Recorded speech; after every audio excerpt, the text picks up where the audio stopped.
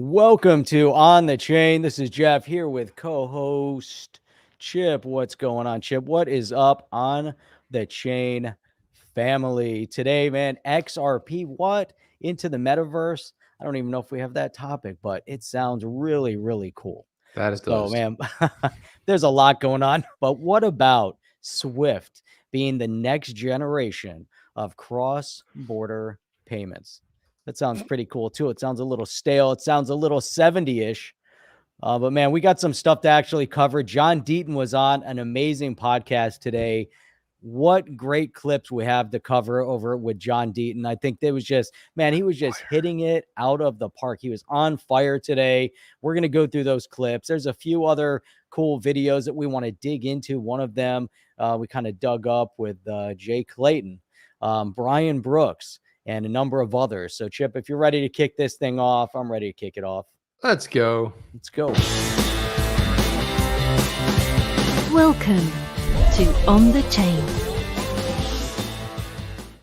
Chain. So yeah, Deaton was on a Johnny Deaton, middle initial E. Not like not like Johnny Cash, which is Johnny. John E. Here's Johnny. Middle initial.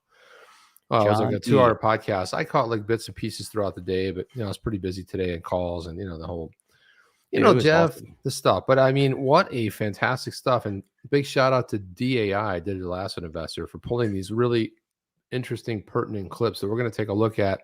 We're going to chat about it. We're going to talk about it. I want to get your feedback from the OTC family. As always, you guys jump in there and let us know what you think about this. But hey, Chip, as we're getting started, before we get into that, I wanted to give a quick shout out to Anna, Coexist Crypto. Nice. Listen to the podcast on Google Podcast. Rarely gets to catch us live. So welcome to Anna. Big shout out, Crypto. Anna. Very glad to Big hear shout that. Out. Nice, yeah, right? Very glad to hear that. Really cool. Yeah, really cool. So these aren't any particular order.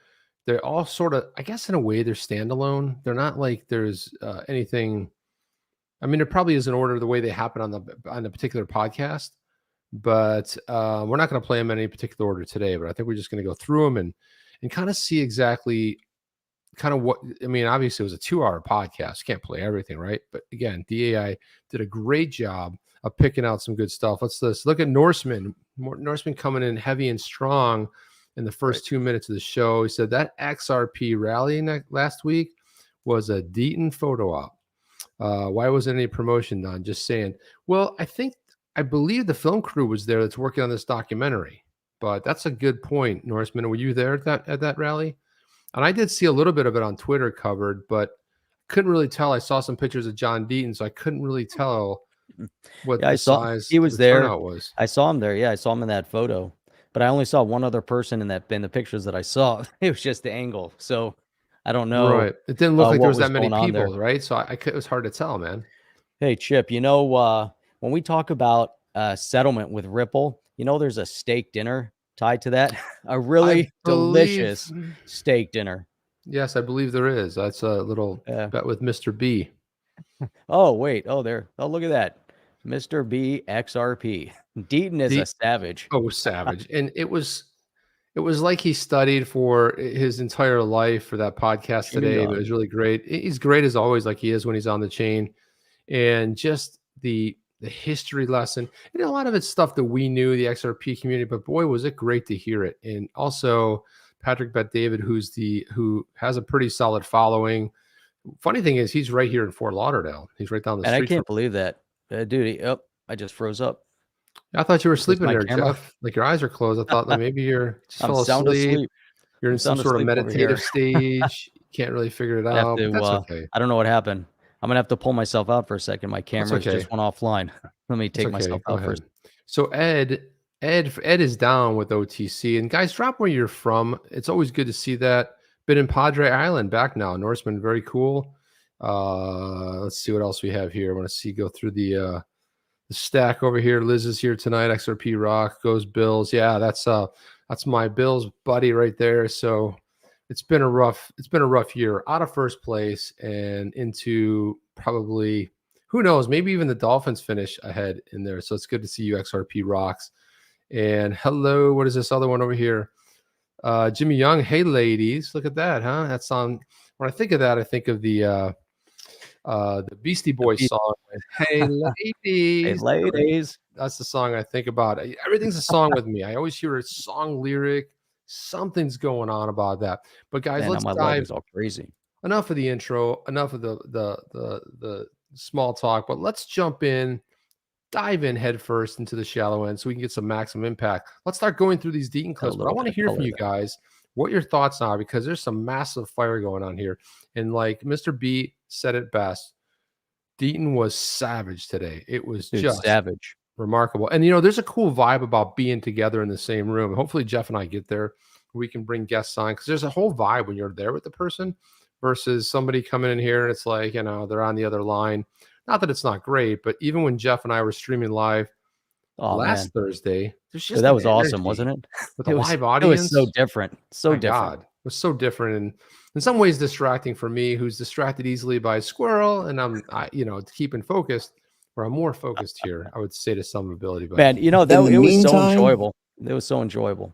It was, and can you believe it's already been a week ago? I mean, tomorrow's a week. I can't believe it. No, it's amazing. But I was eating it up. I mean, it was great. We're sitting there, you know, and it was just the vibe of being there with a whole bunch of people that were passionate about XRP, you know, and then being able to live stream it and support the community and get it out there. You know, imagine when there were only like 40, 50 people, whatever number there were in the room, but then thousands got to see it, which was outstanding. Yeah. So, and I'm not sure. I don't know this gentleman's name here. I know he referred to him a couple of times during the podcast. I'm not sure, but he had some good stuff. You know, it's kind of like if you're watching a American football game and someone's working color, where there's someone who's saying exactly what's happening with the plays, and they'll add like a little tidbit, like, well, did you know that this running back used to play at, you know, Stanford, blah, blah, you know, I mean, something like that. I played at Stanford, and the record was, it's like just adding little tidbits. So beautifully done. But let's listen to this first clip. This first clip's not that long, I don't believe. I think they're all pretty short. I think under 2 minutes. So let's listen. All right, let's do it. In the meantime, Bill Hinman is collecting $15 million from his law firm while he's at the SEC, which is a member of the Enterprise Ethereum Alliance, right? Sullivan and Comrell, which represents Jay Clayton's firm, that's his firm, they represent Consensus and the co-founder of Ethereum. Wow. Right? All of that's going down. Now, listen to this. Just before the lawsuit happens, now in the meantime, Ripple's allowed to buy 9% of MoneyGram and use XRP. It's actually, they're giving it to MoneyGram, who's then selling it on exchanges for dollars. They Coinbase in January of 2019 goes to the SEC and says, look, our securities lawyers have decided that XRP is not a security. We want to list it. What do you say, SEC? SEC doesn't say anything. 1 month later, XRP is listed on Coinbase. Then, in October, One River comes out and they make a $1 billion bet on Bitcoin and Ethereum. That's in October. It also, Consensus decides that they're going to buy Quorum, which is a competitor to Ripple. They're trying to replace SWIFT, the messaging and money banking system, basically, which is what Ripple was completely focused on. And then on the last day, you've got, on a 3-2 vote, who does Clayton go with? He goes with the 2 Democrats, even though he's a Republican. Votes to file the suit against Ripple as he's walking out the door. His excuse has been reported, well, he deferred to the staff. The director of enforcement leaves 3 weeks later to go to Simpson and Thatcher. Clayton left. Bill Hinman left. All of these senior people who were supposed to foresee this case, right, and see it through, all leave. Man, that is so poignant. You know, I mean, think back on it, and we're coming up on a year, right? Next week, the 22nd, is already 1 year since all this happened. So imagine a year ago today, you know, what was going on inside the SEC? You know, what was going in, you know, in the back rooms with Jay Clayton and crew? You know, what were they talking about? What were they thinking? What kind of phone calls were they getting? You know, what was this whole orchestration that was getting ready to lead up to what's going to unfold, you know, a week later? And man, this is a year ago. We're coming up on the 1 year anniversary, and a lot of things to think about, Chip, especially when you get into, silence sometimes is affirmation, so if you reach out, like Clayton and Daddy G have said, come in, reach out to us, come and talk to us. And Coinbase reached out to them, right? And said, hey, we want to list this. Silence. Same thing on the whole money grant thing, right? Silence. Exactly. Liz Taylor says, hats off to Patrick Bet David. It's Patrick Bet David. Give him a follow. Let him know we appreciate him in his podcast. He did a great stuff, and he's been talking a lot about it. And it's another influence out there that has a big audience, and again, he did a phenomenal job today. Really well done. This next clip talks a little bit more kind of about the same stuff, but let's listen in this next clip here. The SEC never said, or the Supreme Court never said, the oranges are the securities. They said the scheme and the marketing and the packaging, the way that the company sold it, that was an unregistered securities offering. They didn't say the tracts of land were the security. They didn't say the oranges were the security. The underlying instrument, Pat, is never the security. It's the way you offer it and package it. But in this particular case, they went after the token. And Pat, for 8 years, it was sold in the United States and worldwide, 200 exchanges. They allowed Ripple to purchase 9% of MoneyGram. They had a settlement with FinCEN in 2015 where they called it digital convertible virtual currency. This was being allowed to go on and on and on. And all of a sudden, the former SEC chairman, Jay Clayton, on his last day, as he's walking out the door, slaps this lawsuit, the most significant SEC enforcement action, in my opinion, in modern history in a non-fraud case, and goes after the token. And there's so many conflicts of interest that we're going to get into. Jay Clayton was just on TV today on CNBC, and they asked him again, what about these conflicts that everyone is calling you out on? And he's like, I'm not going to talk about it because. Exactly what he said. We got that clip too. We'll get to that too. And GDLT, another, streamer and fellow podcaster, says, get ready for LedgerCityGame.com. XRP community. This one, I'm kind of excited about that. I am too. What too. are your thoughts on it? Yeah, it sounds really cool. It sounds really cool. Is this the one Dev Null Productions is working on? G. Can you pull that up, Jeff, by chance? LedgerCityGame.com. I know we got a little bit sidetracked, but man, there's so much good stuff going on right now. Like so much to be excited about. If it's not, the SGB Songbird, some of the, I'm not going to get into all the airdrops, but a lot of the notable projects on there, like Vagabond and Elysius, which is the art Under one. Construction. Okay, well, it's not coming yet, but I think this is the one that, if I'm not, so he does say yes, it is. Now he did put out the video. If you go to Dev Null Productions, he put out a video. It looks like when I saw that, I said, "Is that Gotham City? Man, is that cool looking?" But there's a little bit of a TikTok. But if you go to his user video, we'll circle back on that one. I'll pull it up. But there's a little bit of a video, kind of gives it a little bit impression of what that is. And so again, there's a bunch of these clips that were pulled. Again, the whole podcast itself was 2 hours long. Jeff pings me. He's like, "Hey, how long are these guys going to go?" And I mean, I stopped watching at one point just because. So now we're going to get into this one here. I couldn't pull myself away from it. It was riveting. It was riveting. Yeah. This talks about the email. So this gets into the whole email drafts, and this was kind of good. I don't know if I had some of the framing that's in this clip here. Like I heard bits and pieces of it, but again, what John put together was putting it all together and packaging it. And again, a brand new audience that probably doesn't know this is going on. I think both these guys, I think, were a little bit shocked, and as he's going through it all, you could see that as he's talking about consensus, he's talking, bringing all these different entities in, they were kind of absorbing it. You could see that they weren't 100% familiar with how everything is intertwined, and how Lubin is intertwined in the Ethereum Foundation, and the timing of everything, and then as it starts growing, through his narrative, I mean, he's got this thing down. And it's interesting because when Deaton first introduces and he's talking to them, and he said, look, he's not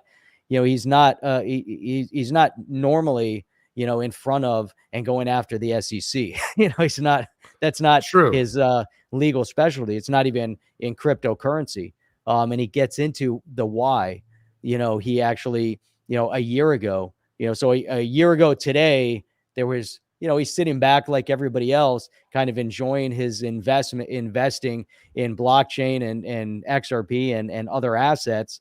And a week from now, last year, is when he gets fired up. He gets motivated, right? And that's where everything changes. And so a year in, he's probably one of the foremost experts in the area today. Granted, there's other attorneys that are doing phenomenal. And one thing, Chip, that Deaton brings up multiple times over is that he's there not to try to defend Ripple in any way, shape, or form. He's not, No, not there at all. to No. even, brag. He said, forget those guys. Those guys can do whatever they want to do. They can defend themselves. They have, the best and the brightest on their team.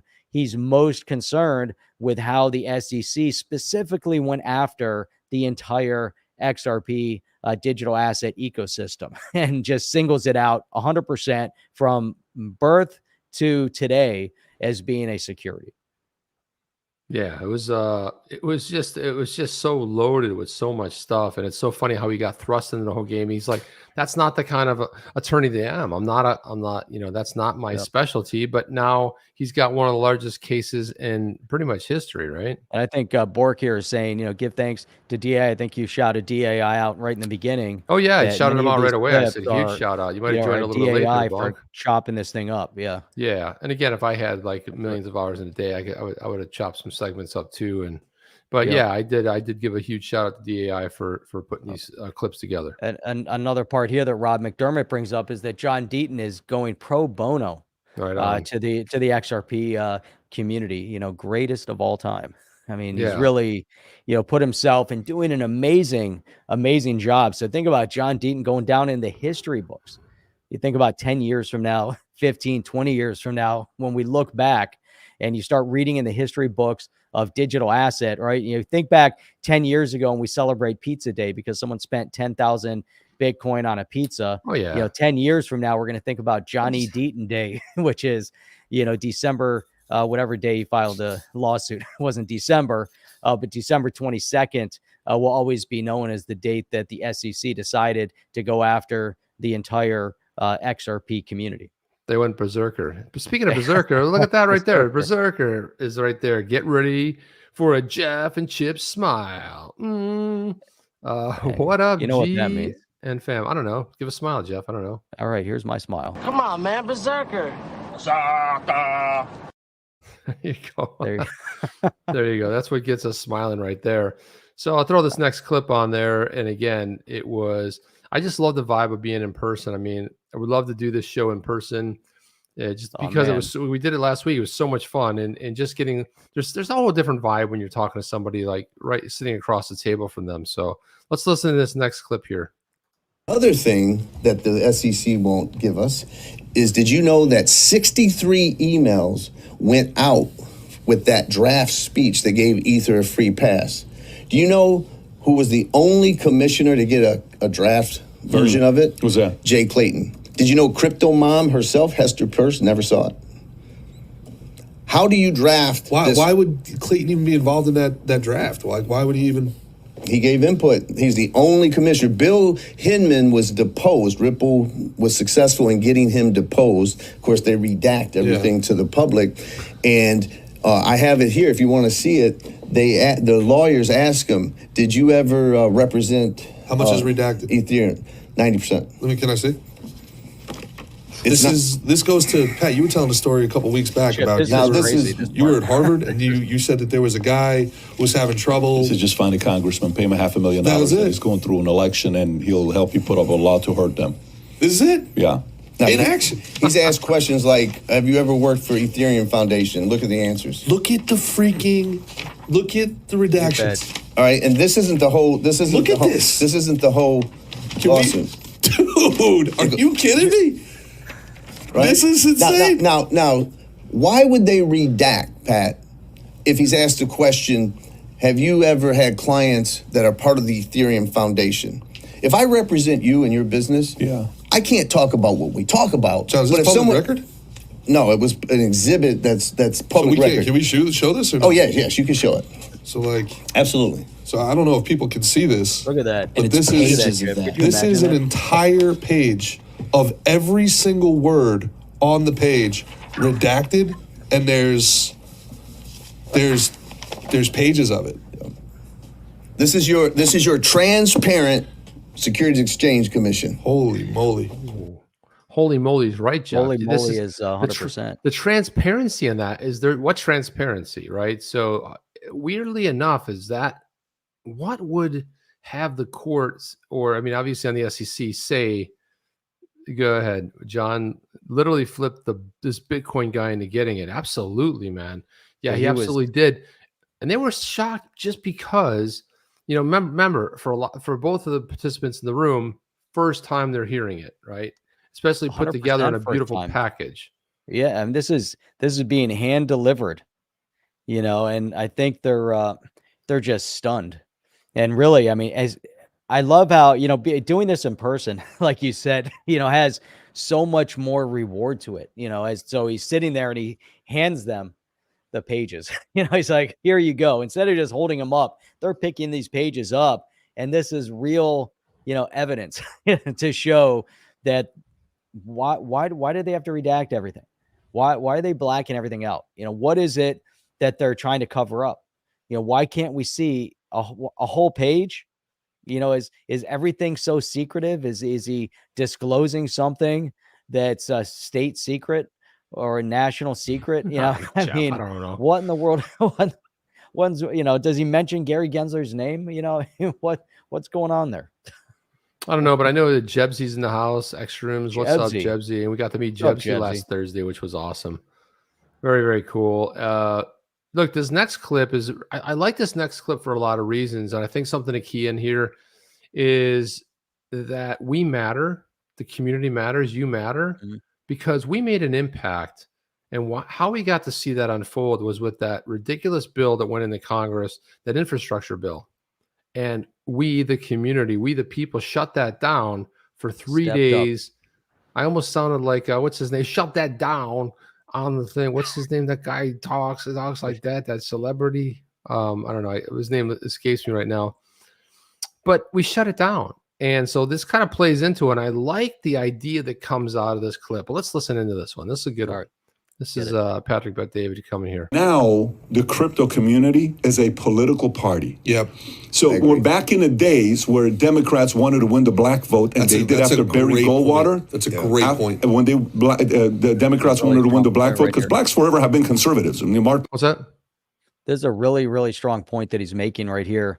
And he, you know, starts us off with saying that the crypto community at large is moving into becoming a political party, really a strong, cohesive political movement, you know? And so you're bringing people that are, you know, you're not getting these, a lot of the left-wing zealots that are pushing against freedom, but you're getting a lot of people, both Democrat, Republican, Libertarian, all coming together that many of them could be here in our community, and they're coming together with a passion because they see the technology and they also see the future changing, and the future changing to the betterment of the people. And so that this is such an important point. And I think we've referenced this, you know, many times in terms of, Chip, how you and I really have taken this approach to laying out the message of cryptocurrency. And we've, you know, mentioned so many times over that you cannot have the crypto without the political aspect, because if you don't understand the politics of it, you might as well sell all of your crypto holdings, because then you don't understand the fundamentals of why the digital asset space and blockchain is so significant. You know, it's not just the technology. There's a lot more to it, and you have to understand, because you're going to miss the boat and miss all the important elements. And this is exactly, you know, what he's about to reference here. And this is it. You know, this is the moment. And like Mr. BXRP said, you have these Bitcoin guys that are waking up their entire podcast community. They have what, Chip, 113,000 followers on YouTube. They started, when I logged in, they had maybe around 900 people on. By the time it ended, they had maybe 3,200 people that were listening, that were tuned in. So that's that many people live. I haven't looked to see after the fact. That's how many people's eyes have now been opened. Well, it was mostly the XRP community, let's be honest. But it'll get, I think it'll be bigger on the rewatch. But Sean Thompson, thank you for that. The name I was going for was Christopher Walken has that cadence. Yeah. That's cadence. Yeah. That I don't know. It's just kind of like that Christopher Walken kind of just popped out. Yep. And this was an off streaming day for them too, Chip, by the way. They don't stream on Wednesdays. They do Tuesday and Thursday. And it was mainly because of they accommodated Deaton's schedule, which is another thing, which maybe there weren't more people as well. But let's listen to this clip because it's a great point he's making right here. Somebody's back it up a little bit here. Yeah, the Democrats wanted to win the black vote because blacks forever have been conservatives. I mean, Martin Luther King was a conservative. He was a Republican. We got to win it. Barry Goldwater gave it away. Went from 60% to 92% African Americans voted for who? For Democrats, and they've had it since then, 92, 88%. Civil Rights Act, It's been a while, right? Yeah. Political parties today have to be very careful. And I think this is going to favor whoever's on the free enterprise side of the political side. That's the key because Gary's a Democrat. Biden's a Democrat. Kamala's a Democrat. And the ones that are going after crypto are all on one side of the political party.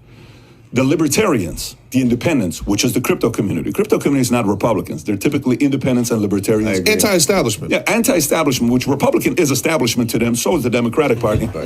But I think what's happening right now is if this happens, I don't think this is just a financial issue for them. If they settle, whatever they do, forget about that part. I think they're going to be crushed politically because it's no longer just 100,000 votes or 500,000 votes. You got millions on top of millions that now have influence. Boom. That's strong, Chip, and that's Said something the that we've been part saying out loud. for so long. Yeah, it really has. I think this is really it's a turning point in our history. We saw, like you said, you start out, with that infrastructure bill. They shut it down for 3 days. Who would have known that people in the crypto space have that strong of a voice? Yeah, huge voice. So let's listen to this one. This one has to do, this kind of plays into the whole social media aspect of it. Let's listen to this one. They went after people that they didn't think, like, who pays you? Like they never thought that, 60,000 coin holders would actually come together, communicate, and formulate some sort of defense against this. They thought they were going after a soft target and that they were going to create some case law that was going to change the crypto landscape. And then you came in and you took a dump on their front lawn. What? That's another good one, Chip. Another soft target, right? Interesting analogy, but yes. What do you think about that, though? A soft target, thinking that Ripple would just kind of they didn't. They honestly did not anticipate. Most of the people thought this would just get lost, and I also, it speaks loudly to community. And I'm not just talking about XRP community. I'm talking about the crypto community. We stick together, and if we had it our way, it's like when Reagan said, famously in the 80s, that the entire world would bond together in a heartbeat if we thought we were attacked from another planet. Like if aliens were coming down here, we would all bond together to save for the common good. And that's why I look at crypto. Maybe people don't know it, quite honestly, but I think communities are really strong in crypto. And we talk about the fact that maybe some of the younger generation, I think this came up on the podcast, if I'm not mistaken, where they're 20-somethings. This gentleman here on the left here, he said he used to coach baseball and he kept in contact with a lot of these kids, and they grew up. Now they're in the mid 20s. And they've all been investing in crypto. They don't get in the stock market. They're all doing crypto for the last 3, 4, 5 years. And that was one of the analogies he told. And he's right. Look, this has changed. This is a whole different thing. This isn't your grandfather's stock market anymore. This is new, it's hip, and it's all ages involved.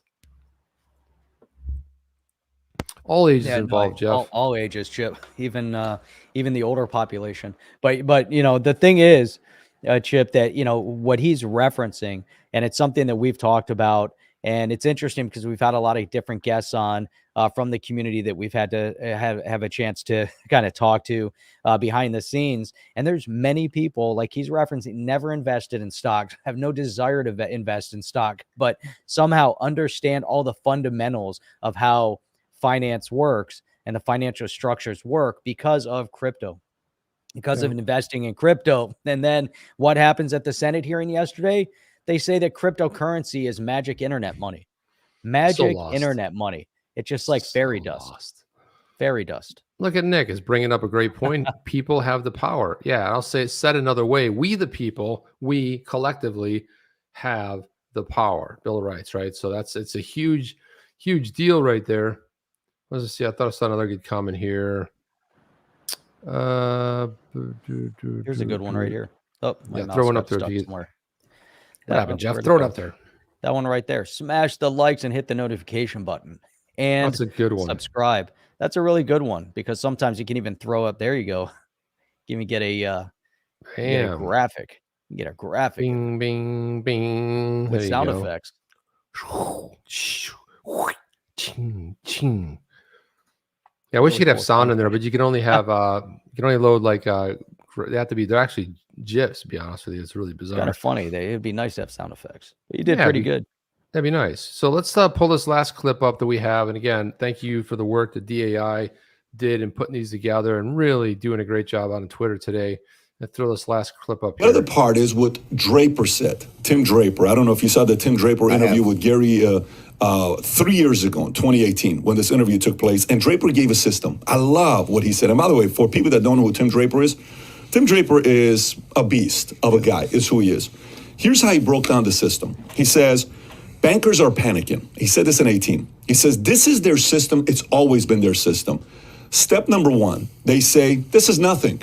Cryptocurrency, Bitcoin, NFT, nothing. You ain't got to worry about it. There's no way they can, compete with somebody like us where Jamie Dimon's got $7 trillion of money circulating through Chase on a daily basis. That's like whatever the number they say. That's a pretty big number that they go through, right?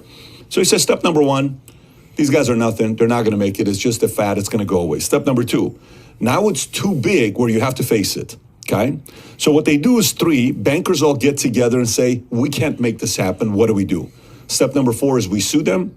Step number 5 is we bring our government friends to say, I need a favor. I need you to sue those guys. And he's telling this to Gary when Gary wasn't yet the SEC chair. He was only the chair of the CFT, Commodities Futures Trade Commission, right? CFTC. It's like he's clairvoyant. Exactly. Absolutely. That's what was so epic about it. I don't know if you've seen this or not. What did Gary say? It's powerful. So then Gary's trying, but I think we're already there. And then he says, and the last one is Tim Draper, frickin' mic drop. He says it's make or buy. He says what everybody do. All the great companies, they either make or buy. He says you either have to choose to make a similar product, similar exchange, similar token, similar wallet, or you have to buy it. And that's eventually going to happen. Yeah, and Jeff, I did pull up that video, but the thing is, even with the chapters, I don't know what the leading question was, but this was part of that where they had that fireside. And when he talked about it today, I remembered seeing that because I think we pulled that clip out too. But there's Draper on the right, and of course there's Daddy G on the left. And it's funny what Patrick David says about the whole idea of was he clairvoyant? How did he know? Like, how was he picking this fight with them and having this conversation with Gensler? I mean, incredible that they pulled it out. Unfortunately, like if you go back here in the see, like these are the options right here for the and I don't see anything on that. I don't know what it is. Fiat money, is Bitcoin too volatile? What percentage of Bitcoin trading, venture capital disruption? Could be anywhere. Should investment? I don't know which one it was, but again, if we knew, we could just go in there. Laws from the 30s. Could it be that? Let's see. That could be it. Let's see if that's potentially it. I know you can't hear it, but I'm just okay. Yeah. Perfect. So can hear a lot. You can't hear any of it. None of it. Yeah. So let me stop that. And I will. But anyhow, let me give a quick shout out to Rob McDermott, the big supporter of the evening. Man, that's OTC, huge, man. Thanks for all your great work for the XRP community as well. We appreciate you, Rob. We appreciate that's awesome, Rob. Thank you so much. Coming here, participating, showing up. Definitely appreciate that support. Yeah, I appreciate that. So let's listen to this. This actually looks like a pretty good topic right here. Let's see if this is the right one. Hopefully this should do it, Jeff, but let me tell me if you don't hear audio. I'm going to play it. So it's not enough to protect you against buying bad milk or a bad crib for your kid. We have to protect investors. And I think issuers also benefited and the economy grew better from the laws from the 1930s. They're not perfect. There's a lot of mistakes that have been made, But overall, Okay, I and think you that and you investor think protection that helps. laws that were set up in the 1930s are relevant now? I think the principles, the basic public policy principles of saying there's an ace. Jeff, I mean, if you're listening to the audio version of this, Draper's getting ready to whack him upside the head with that microphone. He just keeps like moving it around, moving it. He just will whack right on top of the head, right? This Give is a the best. Though. shot Look to at that look. Look at that look he's giving him. He's Well, got the he's- microphone just. Look Well, at he said it with a stern thing. He's like, "You think that the?"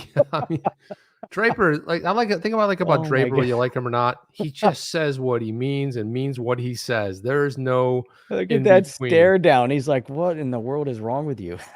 And of course, he could crush. Yeah, he's like he could just like he's just could crush him. But let's listen to a little Oh bit my more of this God. here. Symmetry about the entrepreneurial team knows a lot of information. Investors, even widows and widowers, should be able to take risk, but to have some information, full and fair disclosure. Yes, I think that basic principle. And the second one is anti-fraud and anti-manipulation. So the concept that a stock exchange shouldn't front run, a crypto exchange shouldn't Yeah, front I'm run. okay with those two. I'm Yeah, that okay makes with sense. those two. I'm not Whoa, whoa, okay. whoa, well, that's good. I'm That's not good. okay with. I'm not okay with the idea that somehow we have to protect people from themselves. Yeah. I think that's I a. actually agree with you on that. I think that's a. Whoa. Whoa, wait a minute. Whoa. Hang on a Hey, second. before- Wait a minute, Jeff. He agrees with him. How is that possible? They're trying to protect us from themselves. Like you're not smart enough. You're And not that's what he says all the educated time, enough. doesn't he? Right. He always says, you might make a mistake and or you have to protect you. No, we don't need that protection. We need protection in other ways, but not like that. Yeah. Look at Draper's right. face there. He's about ready to just Oh, he's gonna pounce on him nip him in the bud right there. like a wrestling match. XR Supercar P, big supporter. That was a good one. XRP, that was a good one. Yeah. So I mean, we probably something we should unpack on a different show. We don't have so much stuff going on, Jeff, but there is a lot of just stuff. Man, we that have. one was I mean, solid. It was good. I'm like, we're And- gonna have to take care of that one for sure. This one got me laughing a lot, Jeff. This was I want to talk about this story. Sometimes it's like we're on a funny streak. We should probably stick with it a little bit. Stick with the funny. And again, this was something from Does last it have night, but Elizabeth Warren in it? no, it's still on my screen. But this is why Silicon Valley creator Mike Judge is entering the absurd NFT market. The Beavis and Butthead and Office Space creators' first NFT drops today with more content on both old and new. But in typical Mike Judge humor, he put this up. He said, this NFT will be available for $6 trillion each. Or you can buy all four for $20 trillion. They're worth every penny. And so what somebody messed around with was they took, there they are right there. There's Hank. And now it's like, what is that one right there? King of the Hill. So they did that's his Bitcoin version. that's Now, I don't know awesome. if that's the real one. I don't actually know what dropped, but I thought, my gosh, this is so funny. This was actually, I meant to get this last night. There's Mike Judge there. But oh yeah, so his Dancing Dan, which we should flip over Oh and yeah, take a where's look that? at. You have I gotta that one? find it. The Dancing it's in- Dan is pretty cool. It's in here somewhere. There it is, right there. So this is Dancing Dan.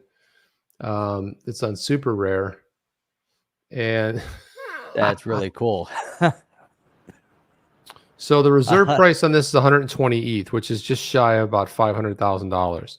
You can get. Nice, I'm in. And it was just him working out like something on a pen sketch and sort of doing it, but put a little It bit is of so music cool. behind this. You could be just grooving with Dancing Dan all day, It's so cool though. That little thing he does at the end, that little cool little thing.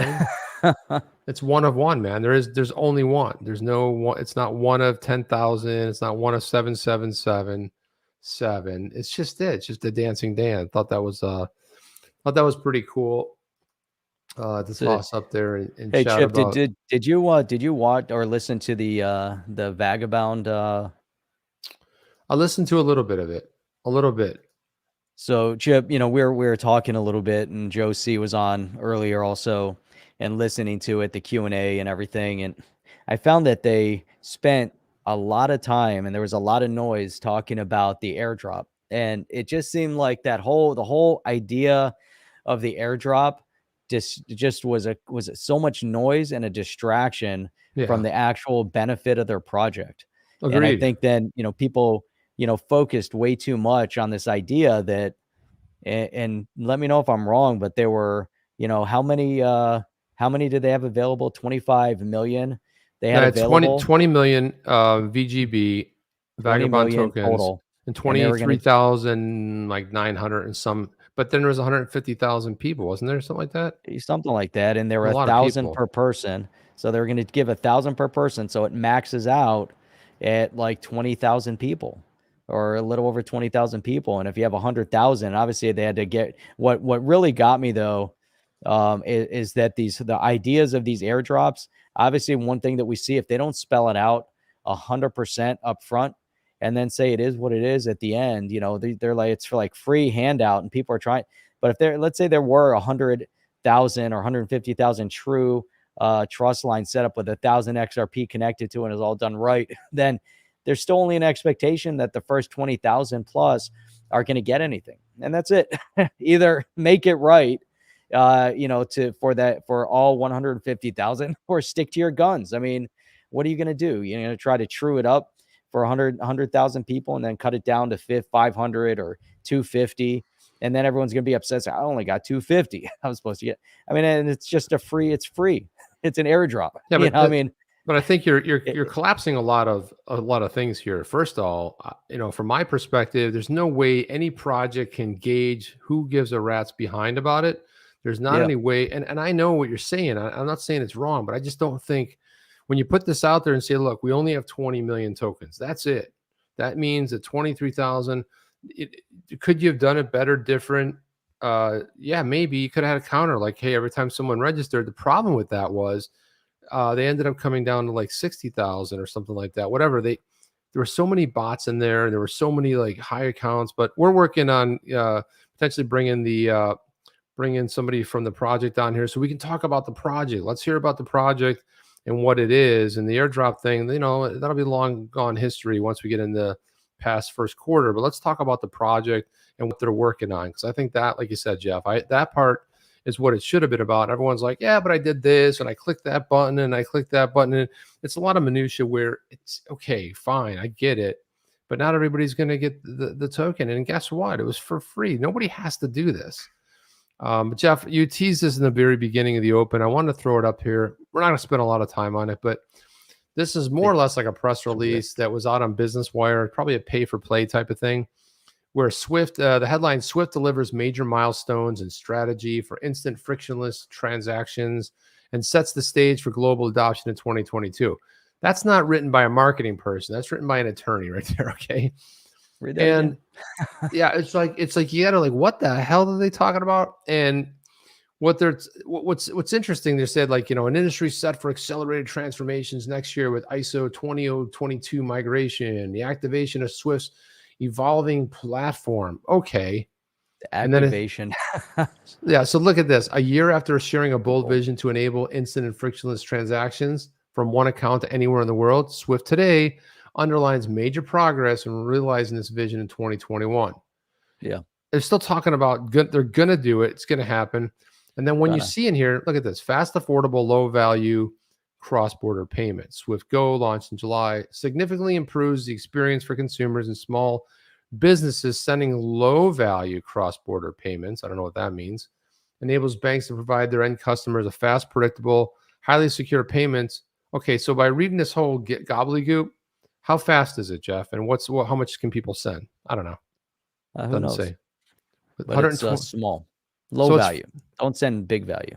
And the reason it's frictionless is because there's a pre-validation and it eliminates one of the leading causes. Normally, when you send a Swift payment, it takes 5 days, but you don't know until the 5th day something was wrong, and you don't even know something was wrong until it didn't show up. But now they pre-validate. Third-party liquidity provider that's funding the whole transaction. Yeah, and then improves services end-to-end, rich data, blah, blah, blah. And it's like, so all this stuff, how fast do the payments get there, Jeff? Who knows? I have no idea. I read this whole thing. They get there in Swift speed. CBDC, Swift is actively experimenting to see how it's going to evolve. Okay, experimental. That's agile innovation, market infrastructure interlinking. What is all this stuff? It's like buzzy. A lot of good terminology. A lot of buzzy. A lot of buzzy words. Swift will start introducing an enhanced platform. It takes Swift's capability way beyond messaging. Okay. Well, that's the key right there. way beyond messaging, because right now that's all it is a messaging platform. They will, look at that. Swift also will start introducing an enhanced platform. So they haven't started yet, but they will start, and they're going to introduce. So it's not going full blown. But look, what does that say? Connecting 4 billion accounts in more than 200 countries. I don't know, Jeff. All right. Even I don't know. I don't know what they're doing. Even this pull quote from David Kretz, who's the global head of strategy and payments, global transaction services for Bank of America, said this past year, Swift helped lay the groundwork for the transformation of cross-border payments in 2022. How is he talking about they're laying the groundwork for 2022 when we're not even in 2022? It's just a weird thing. The whole thing's written strangely. This allows more consistent processing across global clearings. It'll create opportunity. We still don't know how fast it's going to be. We don't know any of the mechanisms. We don't know what payments you can send. They said low value. What is that? $100, $50, $1,000, $10,000? Nobody knows, Jeff. $5. So they put all these pull quotes from people that attorneys wrote. As a driver of innovation, the development of a more widely we back in the day when these tech companies would have these websites, they would be so buzzwordy. You just didn't even know what they did at some point. And that's what this reads of. Well, I'll tell you what, though, if you look at how, things that are transacting right now within the SEC, the way, the Senate is pushing back, the way Congress is pushing back, the way other countries, are starting to push back in some regard, it's all to prop up Swift, and they're trying to buy some time to see if Swift can to make up some ground. And so, if they can make up ground, great. Otherwise, Liz Taylor's bringing up, interesting points here. She said, correct me if I'm wrong, but Ripple lost out to quarter R3 to Swift, but Swift will run an R3 using XRP Ledger and XRP. Swift isn't going away. And I agree with that, though, that part that Swift isn't going away. I think Swift, it's a large conglomerate, but what they're going to realize is that there are better solutions out there. There's better technology out there, and they're not going to be able to compete with the better technology. So the question is, what are they going to use? And now that there will be competition in the marketplace, Swift won't be the only actor. But there is some political element that's interwoven into this whole Swift conversation. So, but I'm not. Hey, go ahead. What's that? Oh, go ahead. I was going to go back to the last. If you go back to the last one, Liz said. So the thing about R3 is that R3 had that big lawsuit. SBI got involved. SBI said, "Guys, settle it," because they're investors in both organizations. They got in that big spat, and I don't think R3 wants to use XRP or the XRP ledger. So I don't know. I'm not 100% convinced that's happening. And they did have some press releases go out where they said they would use XDC at least on for part of it. And there's some other mechanisms too. So I'm not 100%. It might just be some sort of a power play, but I'm not 100% convinced. But here we go. Yeah, good stuff. Good stuff. KT1, big supporter here. Hey, Jeff and Chip, do you guys feel that it's safe to use the XRP toolkit or ZUM to pick up the solo airdrop? I don't want to lose my XRPs. I wouldn't want to lose my XRPs either. Or PDQs. That's important too, Jeff. Or PDQs, yeah. But the one thing is that Bitrue for solo is also going to accommodate that airdrop. So that's one thing to note is, are you comfortable with Bitrue? Are you comfortable with ZUM? It's whatever you're comfortable with. I don't know how to answer that one 100%, but I don't think that it's not safe. I don't think ZUM is not safe. No, I think ZUM is, I like the ZUM, it's actually pronounced some with an S more than a Z, but ZUM is it's a good wallet. I like to see where it's going. I like the little add-ons to it. It's a nice little wallet, and I feel safe using it. I think it's a good one. Now, when you set up a trust line, there's been a lot of, I think, misunderstanding. If you set a trust line, there may or may not be KYC involved, which it may not know the sender. It may give you an error saying, hey, you're going to do this. You're building a trust line right here. It puts up a little warning sign because there's no KYC or identifier of who it is, right? There's no name attached to it. But by setting up a trust line is not the dangerous part. The dangerous part is communicating with somebody who DMs you and says, hey, do you want to buy a token? before the airdrop happens. This is where people get in trouble. It's not setting the trust lines. So if you set the trust line, now the thing with the Sum wallet, setting up your trust wallet with the I'm not saying trust wallet, trusting the Sum is more about you following the steps correctly. So you go out there, get a good tutorial, and make sure that you set it up right. That way, you have to trust yourself to make sure that you followed the steps and to check it and make sure everything's in place. Because if you think you did something or set the trust line and it's not set, and again, I haven't gone through the steps yet, but it's interesting to see what that's going to be at too, because I think that number is dropping as far as, but again, look, you're getting something for nothing. So is it a good thing? Yeah. Who cares if it's 0.02?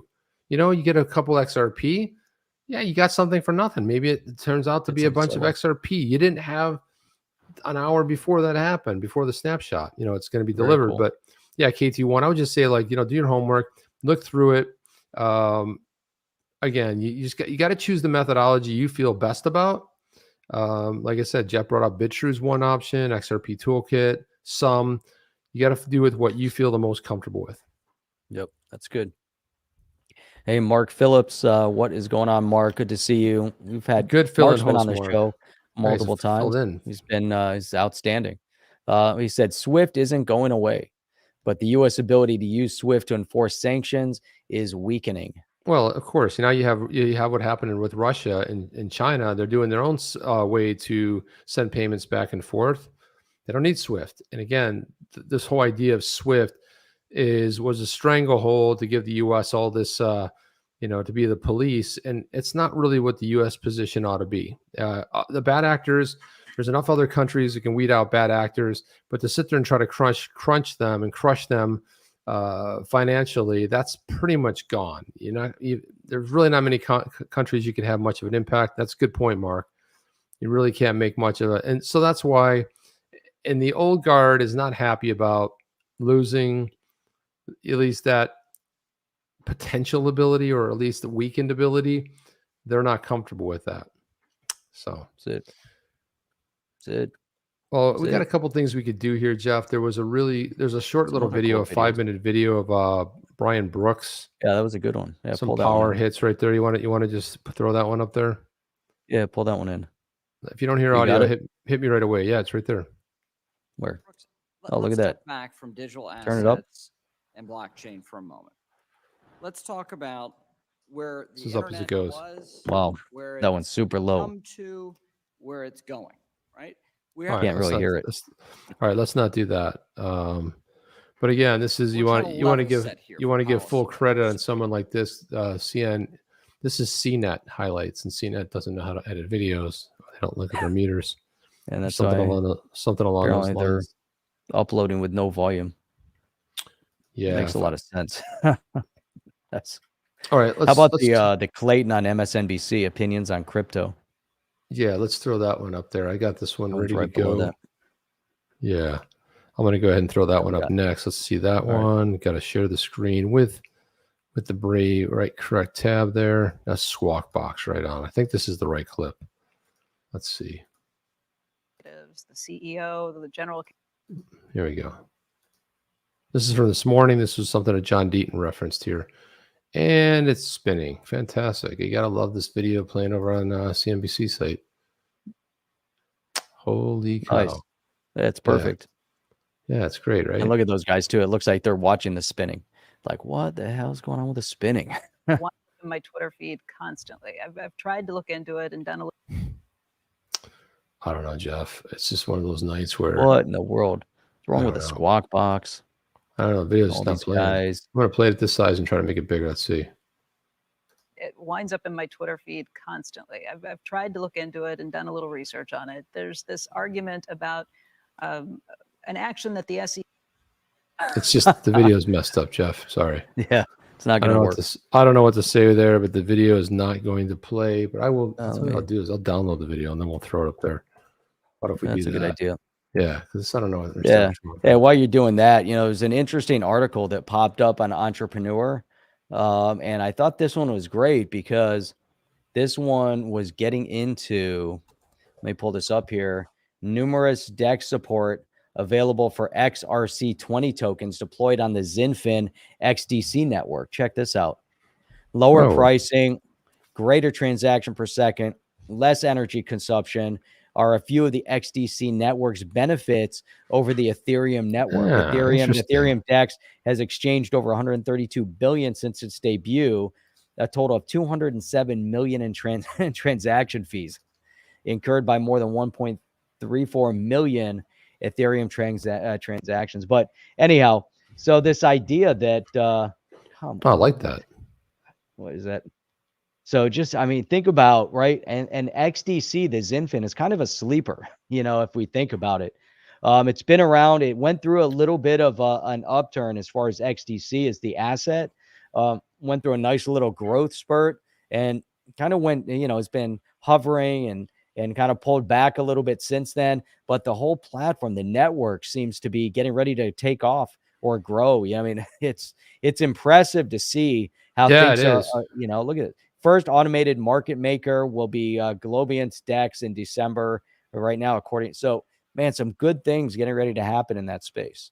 Some really good things. Now I have it, Jeff. Let me let's ask see. you about something that it winds up in my Twitter feed constantly. I've tried to look into it and done a little research on it. There's this argument about an action that the SEC brought on your last day as the chair of the SEC. This was the one to go after Ripple Labs executives, the CEO, the general counsel, and others, and kind of come after them for some sales that they had planned and whether they were upfront.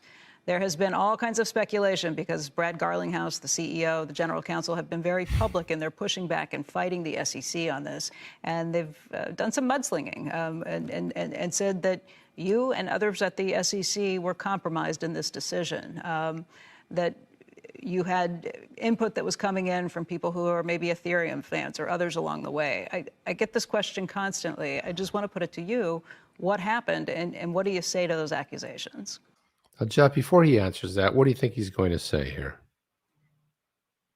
He's gonna pull a Gary Gensler here, right? He's going to. He's got his talking points there. It's already scripted. And he was looking and listening, closing those eyes, like really attentive, and he's kind of got that blank stare on his face, right? Yep. And then he's just going to say what he's going to say. Here he goes. Well, Becky, I'm not going to comment on any pending investigation or action in front of the SEC. I think you know that. We've discussed that in the past. And look, it's America. People have the right to defend themselves. They have the right to their opinion. And I'm not going to engage in that either. I think as government officials, you do the best you can. You let the facts stand where they are. And I'm going to leave it at that. Can we talk more broadly just about crypto? Because Gary Gensler is looking at crypto as a space he really wants to make sure they're kind of getting into the weeds on it and finding to set some rules around this. And he's somebody who knows this pretty well. He obviously taught a course on it at MIT, so he's not Oh, jeez, man. That's not just him now. That doesn't mean he knows it very well. I mean, my God. He knows it very well. He taught a course on it, MIT. That's the whole point. He doesn't know it very well, despite teaching a course on it. Dude, it's almost like they've been prepping this whole scenario, this whole outcome. All right. They figure, hey, if we're gonna have this guy, you need someone that has some experience in the crypto because no one else seems to have the experience. So why don't we have this guy that taught? Let's make sure that he quote unquote taught blockchain like he knew what he was talking about. That's insane. And then we're going to use it every time we reference him. It's of course he knew knows what he's doing because he taught blockchain at MIT. Yeah, Jeff, I just want to say, look, if you're first time here, guys, please go ahead and like, subscribe, click that notification bell. That way you're notified when the next video drops. Super easy to do. Hit that thumbs up if you haven't hit it yet. That helps the algorithm. If you want to help out the show, you've already subscribed. That like button does help out quite a bit. And there you go. It is. Bing, bing, bing. Do it. 3. It's easy. Easy squeezy. Easy squeezy. And of course, if you want to support us on Twitter, we're at On The Chain with underscores between the words. You can follow us over there too. And watch the show there as well. We always have somebody out there watching the show or the replay. So we stream there just for awareness. So, and on top of that, there's also Jeff, the On The Chain website, which you can go to at onthechain.io. And here Yeah. it is. Bammo. Put that And on that there. tells us when we stream and everything. And Chip, we're streaming 6 days a week, Sunday through Thursday at 8 p.m. Eastern Standard Time, and even on Saturday mornings at 8 a.m. Eastern Standard Time, which is really cool. And if you want to go over and further support On the Chain, you can do that right over on the website. One, if you log in and you're part of our OTC list, you family, join yeah. OTC family.